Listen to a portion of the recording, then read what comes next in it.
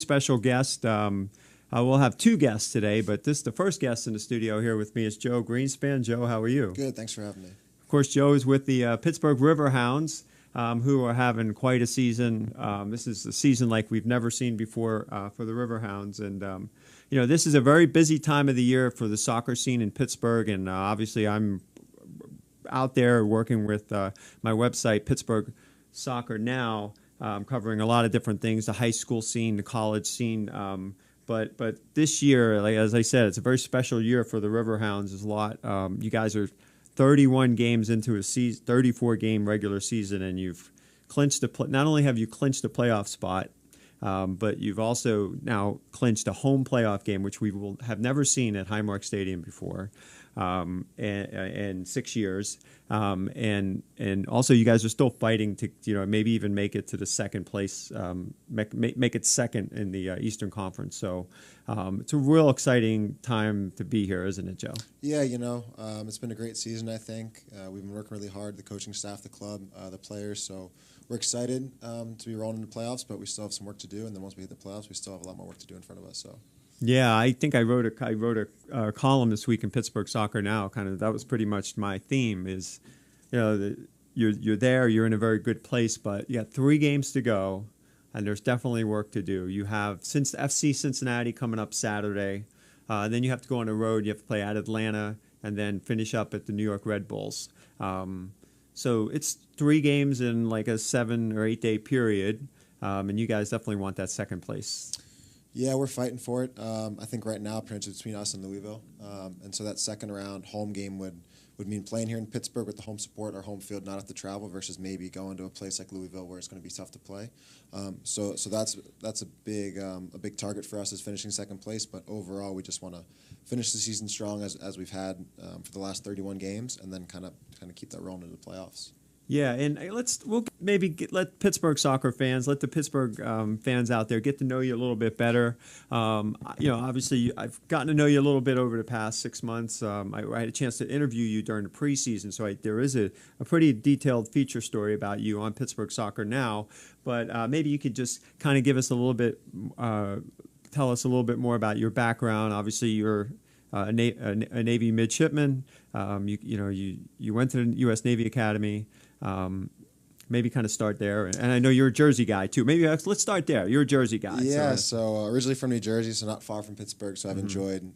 This is the closest I've been to home in my short career so far. So that's been nice, seeing a lot of my family. Played at the Naval Academy in Annapolis, Maryland. Was lucky enough to have a good enough soccer career that the Navy said, "Hey, if you work with us, we'll work with you." And they've been fantastic to allow me this opportunity to not only serve my country as an officer in the Navy, but to also pursue a career as a professional soccer player, and I've been lucky enough for that to bring me here to Pittsburgh. Prior to that, I'd been drafted by the Rapids, played there for 2 years while balancing between active duty, and then once I was transferred into the reserves, was traded to Minnesota United last year for their inaugural MLS season. Was loaned out here last year actually a little bit, so got to know some of the guys, the city, which I enjoyed, and then after last season, I wasn't picked up. My option wasn't picked up by Minnesota, and there was a good offer to come here and play for Coach Lilly, and I took it. That gets me to today.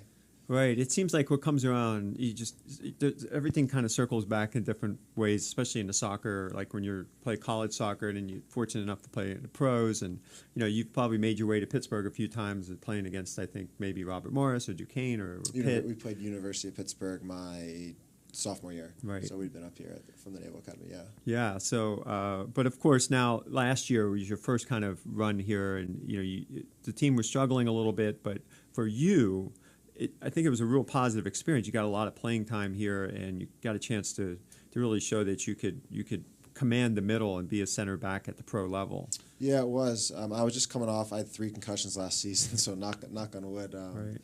That doesn't happen again. But yeah, so I was coming off my first concussion, and then I had the opportunity to come here on loan and get some games and get a run of performances, and that went really well. I gained my confidence. I found my form a bit, so I think it did worlds for me last year with my confidence playing, and then obviously it set up a nice relationship with the club here that allowed me to come here full time this season.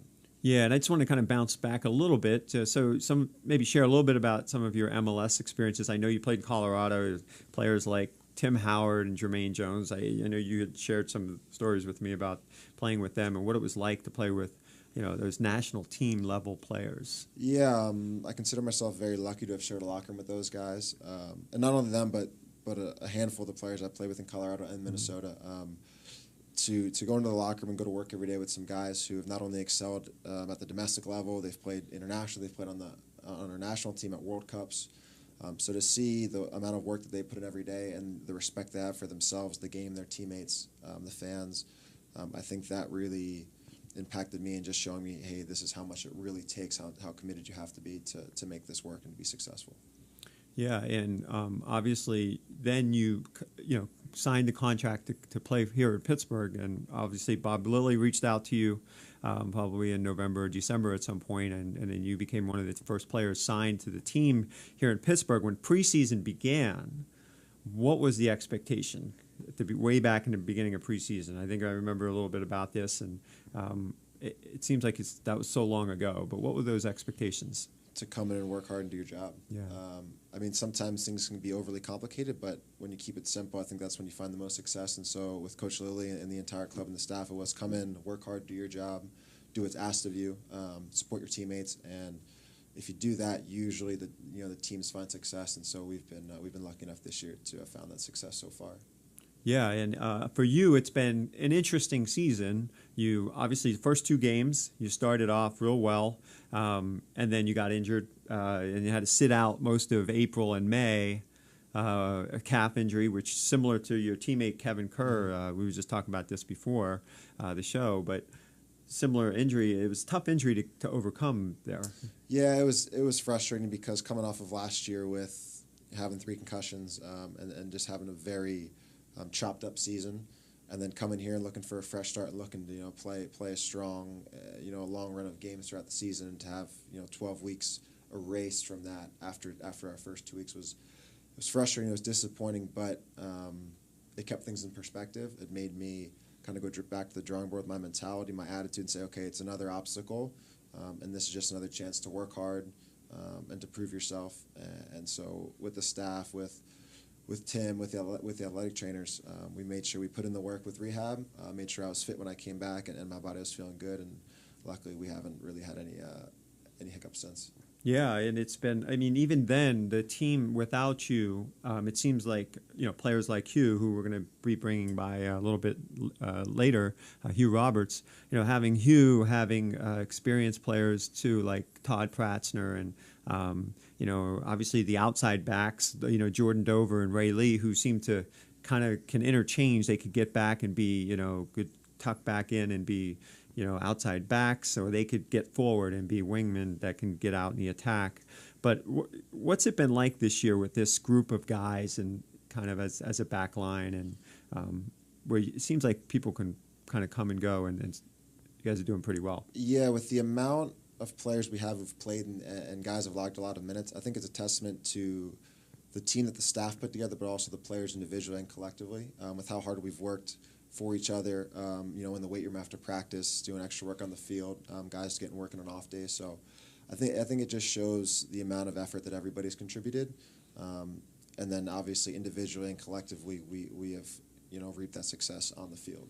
So take us through what it's like in a game. I'm actually, the way we're sitting here, Hugh's actually in the studio, he's over to the right, but the reason why I'm bringing this up is because Joe's in the middle. He's been, most of the time, you'll see him as part of a back 3 they've been playing a lot this year.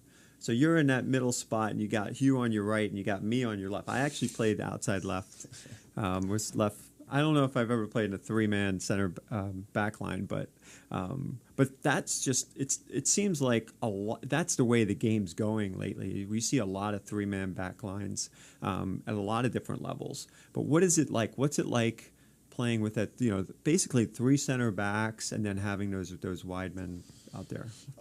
It's different because it is different tactics. It's a different formation, but at the same time, you're still playing soccer. So as long as you're out there playing and you're in the flow of the game, you're in that mindset, I don't think it really matters too much what formation you're in. As long as you trust yourself, you trust the guys next to you, they trust you, and you've got each other's backs. And I can look right, I can look left, and we can look each other in the eye and say, yeah, we're going to get this done. And we just love being out there. So I don't think it makes too big of a difference, but we still have to go out and execute tactically and then just play the game that we love to play. Yeah, and I talked about the beginning of the preseason expectations, Coach Lilly. We've gone this far into the interview, and I haven't really asked you about Bob Lilly, but just maybe share your thoughts about he's sort of like this master wizard here. He's kind of puts everything together every week. It seems like you guys put a different wrinkle in tactically what you do each week, but just talk about what it's been like to play for him, and sometimes just kind of what he's all about. It's been an experience. I would say Coach he's an incredibly gifted soccer mind. He knows so much about the game. He loves the game so much, and so when it comes to tactics, when it comes to preparing for games, he is on the ball 24/7. He knows exactly what the other team's going to do and try to do against us. He knows exactly what we need to do to stop them and to succeed. So when it comes to tactics and those things, he's completely on the ball. He knows exactly what he expects of us. And then as a person, as a coach, he's incredibly demanding. So I enjoy that. I like that because if you're going to be a successful group, you need a leader who's going to be demanding. So I appreciate that, and I've enjoyed it. Sometimes it can be difficult because sometimes you butt heads. Sometimes there are things said that maybe you don't want to hear because you don't want to have to work harder. You don't want to have to accept the fact that you made mistakes. But everybody needs to hear that in order to be successful. And the main thing is he's coached us really well, and I think we've enjoyed that. Yeah, I mean, athletes are probably have to somewhere along the line be used to demanding coaches or just having high expectations. But I'm sure you have in your life experiences as well, having been at Navy. I'm sure that you know a little bit about something about that. Yeah, having spent a couple of years with getting my head screamed at, and standing in a bulkhead during plebe summer, getting yelled at by a 22-year-old who's 4 years older than me. So I'm kind of used to it by now, but it definitely doesn't get old. That's great. So now here we are. You guys, throughout the course of the season, there have been some ups and downs. I mean, I think it's 16 clean sheets. You've had 3 different keepers and 16 clean sheets. So that's pretty impressive in 31 games. But I'm sure there's moments that you'd like to have back. Are those learning moments that hopefully that you'll build upon for the playoffs? Yeah, and have of course. A strong run. I don't think. I mean, perfection is incredibly hard to attain, and maybe it's impossible to attain. And so it's one of those things where it's frustrating. We've let some games slip where we would have liked to have taken a full 3 points. And that's reflected in our battle for second place for now. But we can't spend time, lamenting on that. I think it's, like you said, you have to learn from those mistakes. You have to look at it and say, okay, here's what we did wrong, here's what we did right. Here's where we can improve the things we did wrong, and then make sure when it comes time, against Cincinnati this weekend, Atlanta, Red Bull, and into the playoffs, we're tuned in, we're making sure we're not making those mistakes. And at that point, I think we're pretty comfortable with what we're going to be able to achieve. Yeah, and so now we're 3 games left. Let's talk a little bit about this Saturday. So the Riverhounds will have their final home regular season game against FC Cincinnati, who it's been an interesting year, matchups against FC Cincinnati. You went there in April and you tied them. You guys were on the front foot. You were up 1-0. You were up 2-1, and then they came back and tied it. That was a wild game. That was just a very exciting game. And then they came here for the Open Cup and beat you guys. I think it was 3-1. And then that game in September in Cincinnati was again another exciting affair. They came back and overtook a 1-0 lead that the Riverhounds had late. So it's been a great bunch of matches this year. I think teams are pretty evenly matched. I mean, they've had an incredible season. So what's the approach this Saturday? We have to go out and play our game. I think we've been very good defensively. We've been very compact. We've been tough to break down. And offensively, we've been able to score goals. And obviously, to win a soccer game, you have to not give up goals. You have to score goals. So regardless of that, they're an incredible team. What they've done this year speaks for itself. And so we need to respect that and respect their quality all over the pitch. But, in order to go out there and win this weekend, as I've said, we've got to go out. We've got to limit our mistakes because with their quality, they will capitalize on those mistakes. That is how good they are, and that's what they do. So we have to limit our own mistakes, and then we have to go out and play our own game, our high pressure. Put the ball in the back of the net, keep them out of our net, and hopefully that gives us our best chance of winning. Yeah, and then obviously, you guys want. I mean, you got to look at the last 2 games as you want to try to get 9 points in the next 8 days, I'm sure. I'm sure it'll be challenged because you're going on the road and playing in places like Atlanta and New York Red Bulls. So, what's the approach? What's it like to have to wake up Monday and train, and then you're going to be on the road and all of that? Yeah, it's going to be a challenge. It'll be difficult, but I think I speak for the entire team and all professional soccer players when I say that's what we live for, right? So you want to play, you want to be in tough pressure situations because on the other end of the stick, we could be playing 3 games right now with nothing to play for, not making the playoffs. But the fact that there is pressure, there are things on the line. There's an extra home game in the playoffs on the line potentially. So these are things that, even though they add pressure, they're also very exciting and things that make it worthwhile to get up for it and make playing the game so exciting. Yeah, so that's it. So the kind of like a wrap up with this is, the playoffs are. This is a monumental season. The playoffs. You don't want to look too far ahead, but there is a certain level of excitement, I think, that everybody shares. What are your thoughts on that? Yeah, I think there's a bit of buzz in the air. As you said, first home playoff game at Highmark Stadium. I think for a lot, this is my first USL playoff game. Mm-hmm. A lot of the guys, this will be a very big week leading up to it. And then again, that first round game is going to be massive for all of us. So there's a lot of excitement, and obviously with excitement comes expectations, and hopefully we can make everyone proud. Yeah, and you've got guys on your roster, and you got a coaching staff who've been down this road. So I'm sure that's going to help. For sure, I think all the experience you add up around the staff, around the locker room with some of the players we have and guys, and so I think that'll come into play. But that all goes out the window once the whistle's blown and those 90 minutes are played, and at that point we just need to go out and execute. All right, so we're going to be bringing on Hugh Roberts in a second. So as we do that, I was going to ask you a quick question. I noticed that you and Hugh, well, first of all, this studio is like, I'm 6'3", and next to these guys I'm tiny, but it's also my second passion. One of my other passions is playing hoops, and I saw you played at a pretty high level, high school. I know Hugh did too, and then you guys went to college and you kind of put it aside there. But so one-on-one game with Hugh, who wins with that hoop game? I don't know. It's a tough one. Played a lot of pickup at the Naval Academy. I was okay. I think Hugh might have me. I don't know. We'll have to play one day this offseason and all right. Well, what's your game? Like, where you face up? Can you got a good? Can you shoot? I just try to use my height. Yeah. Use your size. Maybe get a dunk or two. Mm-hmm. Try to shoot as close to the basket as possible. So you're going to get physical with Hugh, basically, is what you're saying. Okay. Bit, yeah. All right. And the other thing was, you and Hugh actually played against each other in 2012 when Navy played George Mason, his alma mater. It was interesting, and a lot of people may not know that about you, that you played forward your first couple of years at Navy, and you were actually the team's leading scorer that year, and you had 2 assists in that game against George Mason. Yeah, I did. Hugh will tell you it was the best free kick he's ever seen run in a game. We won 2-1 in overtime, so that was pretty cool. Good. All right, Joe, it's been great having you. Good luck on Saturday. Good luck for the rest of the regular season. And can't we all here in Pittsburgh, we can't wait to see Highmark Stadium. Tickets are on sale. They went on sale today, so we're really looking forward to that. Awesome. Thanks for having me. I appreciate it. Thank you.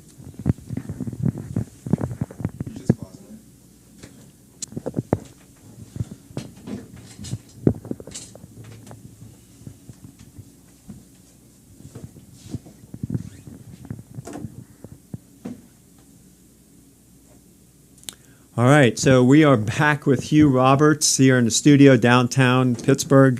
Hugh, we just got through with Joe and had some fun, had a great conversation about a little bit of everything. So we'll kind of do that a little bit with you. You got some experience with the mic, the defender for the Riverhounds. You have a little podcast called Backyard Footy, right, on the Beautiful Game Network, which we're kind of partners with the Mon Goals guys, so they gave you that opportunity to do that. Tell us a little bit about that.